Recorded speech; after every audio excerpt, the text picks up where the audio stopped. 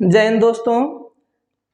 आज के वीडियो के माध्यम से हम लोग अध्ययन करेंगे बिहार में प्राचीन विश्वविद्यालय।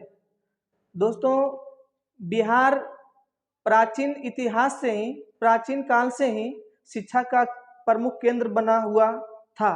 परंतु आज की शिक्षा व्यवस्था और प्राचीन की शिक्षा व्यवस्था को एक साथ जोड़ करके अगर देखा जाए तो आज बिहार कहीं और जा चुका है, जबकि प्राचीन काल में बिहार में ऐसी शिक्षा व्यवस्था थी कि भारत ही नहीं बल्कि पूरा विश्व में प्रसिद्ध थी। तो आइए आज के वीडियो के माध्यम से हम लोग अध्ययन करेंगे बिहार में प्राचीन विश्वविद्यालय। अगर वर्तमान समय की बात किया जाए तो बिहार में कई विश्वविद्यालय हैं, परंतु प्राचीन इतिहास में बिहार में मात्र 3 विश्वविद्यालय थे। सबसे पहले तो नालंदा विश्वविद्यालय के नाम दुनिया में रोशन है, परंतु इसके साथ साथ 2 और विश्वविद्यालय थे, जिसमें से ओदंतपुरी विश्वविद्यालय और एक विक्रमशिला विश्वविद्यालय। आइए आज हम लोग इन तीनों विश्वविद्यालयों को अध्ययन करेंगे। सबसे पहले देखेंगे कि इनकी स्थापना कब हुआ और इनकी स्थापना का श्रेय किसे दिया जाता है, और इन सारे विश्वविद्यालय में कैसी शिक्षा व्यवस्था थी। आखिर विश्व में प्रसिद्ध होने के नाते ये जानना बहुत लाजमी हो जाता है कि ये कैसी शिक्षा व्यवस्था थी जो दुनिया के लोग यहाँ विद्या अध्ययन करने के लिए आते थे। आज जो चाइना इतना विकसित हो चुके हैं, परंतु उस काल में चाइना के लोग भी हमारा देश, हमारा राज्य बिहार में शिक्षा को अध्ययन करने के लिए आया करते थे। इस तरह से सबसे पहले नालंदा विश्वविद्यालय, विक्रमशिला विश्वविद्यालय और ओदंतपुरी विश्वविद्यालय के बारे में अध्ययन करेंगे, जिससे कि आने वाले आगामी प्रतियोगी परीक्षाओं में एक भी सवाल छूटे ना। तो देखते हैं विश्वविद्यालय, प्राचीन काल में विश्वविद्यालय। प्राचीन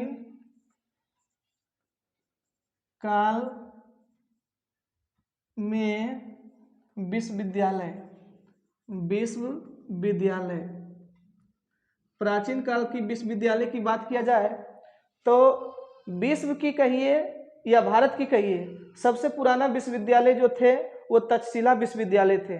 परंतु तक्षशिला विश्वविद्यालय स्वतंत्रता प्राप्ति के बाद जब भारत 2 भागों में बट गई तो तक्षशिला विश्वविद्यालय वो पाकिस्तान चली गई। इसलिए तक्षशिला विश्वविद्यालय अभी भारत की हिस्सा नहीं है, बल्कि हमारा नालंदा विश्वविद्यालय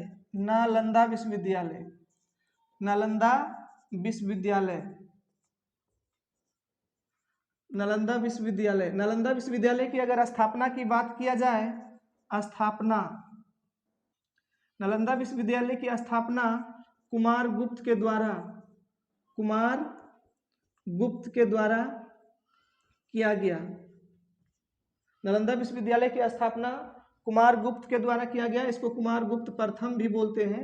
नालंदा विश्वविद्यालय की स्थापना कुमार गुप्त के द्वारा किया गया, जो वर्तमान समय में बिहार के नालंदा जिला में स्थित है।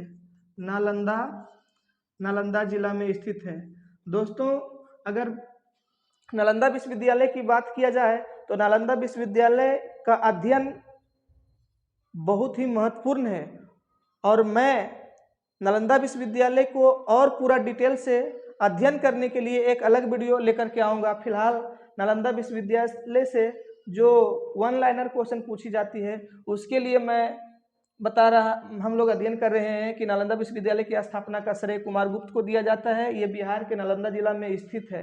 अगर एक सवाल यहाँ पर आता है कि नालंदा विश्वविद्यालय को ध्वस्त किसने किया था, तो नालंदा विश्वविद्यालय को तुर्क के शासक बख्तियार खिलजी ने इनको ध्वस्त कर दिया, जिसके कारण नालंदा विश्वविद्यालय धीरे धीरे खत्म हो चुका है। परंतु आज उसका उत्कर्ष किया जा रहा है, अभी उसका खनन किया जा रहा है, जिससे हम लोग को जानकारी मिलते हैं, लेकिन कहीं ना कहीं उसका अस्तित्व धीरे धीरे करके समाप्त हो चुके हैं। तो ध्वस्त किए थे बख्तियार खिलजी। इस प्रकार से नालंदा विश्वविद्यालय का स्थापना कुमार गुप्त ने किया था। 5वीं शताब्दी में इसका स्थापना हुआ था। 5वीं शताब्दी ईसा पूर्व ईसा पूर्व, शताब्दी ईसा पूर्व। नालंदा विश्वविद्यालय की स्थापना 5वीं शताब्दी ईसा पूर्व में कुमारगुप्त के द्वारा किया गया, जो वर्तमान में बिहार के नालंदा जिला में स्थित है। इसको ध्वस्त किसने किया? तो बख्तियार खिलजी, एक तुर्क शासक था जिन्होंने इसको ध्वस्त कर दिया। इसके बाद आते हैं विक्रमशिला विश्वविद्यालय। विक्रमशिला विश्वविद्यालय, विक्रमशिला विश्वविद्यालय की बात किया जाए तो ये भी, विक्रमशिला विश्वविद्यालय भी प्राचीन काल में बहुत ही चर्चित थे। यहाँ भी लोग विद्या अध्ययन करने के लिए आते थे। कहा जाता है कि तिब्बत के राजा विक्रमशिला विश्वविद्यालय के शिक्षकों द्वारा और विद्यार्थियों के आमंत्रण द्वारा वो भागलपुर आए थे और वहाँ से जब विद्या अध्ययन किए थे तो बौद्ध भिक्षु बन करके गए। और आज भी तिब्बत में भगवान महात्मा बुद्ध की बहुत चर्चा होते हैं, वहाँ के लोग आज भी बौद्धिस्ट हैं।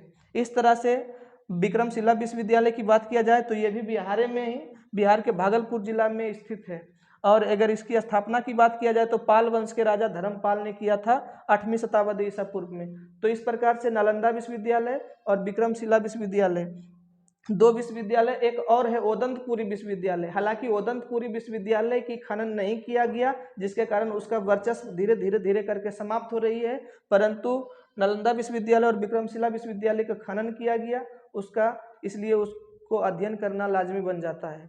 उसके बाद बख्तियार खिलजी, इसको भी 1203 ईस्वी में बख्तियार खिलजी ने ही इसको ध्वस्त कर दिया था। इस प्रकार से अगर देखा जाए तो नालंदा विश्वविद्यालय और विक्रमशिला विश्वविद्यालय और लास्ट में ओदंतपुरी विश्वविद्यालय, उसको भी बख्तियार खिलजी ही ने ध्वस्त किया था। अब यहाँ पर एक सवाल जहन में उठते हैं कि बख्तियार खिलजी को ऐसा क्या प्रॉब्लम था जो बिहार के शिक्षा व्यवस्था को कहें या विश्वविद्यालय को कहें तो उनको बार बार वो ध्वस्त कर रहे थे? ऐसी कोई क्या कारण था?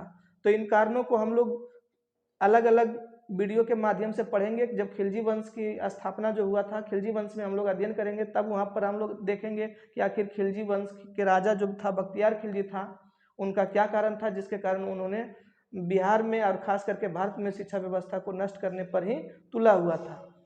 एक और विश्वविद्यालय की बात किया जाए तो ये ओदंतपुरी विश्वविद्यालय। ओदंतपुरी विश्वविद्यालय ये भी बिहार के नालंदा जिला के मुख्यालय, वर्तमान समय बिहार के नालंदा जिला के मुख्यालय बिहार शरीफ में स्थित है। अगर ओदंतपुरी विश्वविद्यालय की बात किया जाए तो ओदंतपुरी विश्वविद्यालय का खनन नहीं हो सका, जिसके कारण ये ज़्यादा वर्चस्व में नहीं रहे। लेकिन अगर देखा जाए तो इसकी स्थापना पाल वंश के शासक गोपाल ने 7वीं शताब्दी ईसा पूर्व में किए थे। पाल वंश के शासक, विक्रमशिला विश्वविद्यालय का भी स्थापना पाल वंश के शासक ने किए थे और ओदंतपुरी विश्वविद्यालय की स्थापना भी पाल वंश के शासक ने किए थे। उनको किए थे धर्मपाल और इनको किए हैं गोपाल। इस तरह से कंफ्यूजन वाली सवाल प्रतियोगी परीक्षाओं में बार बार पूछे जाते हैं।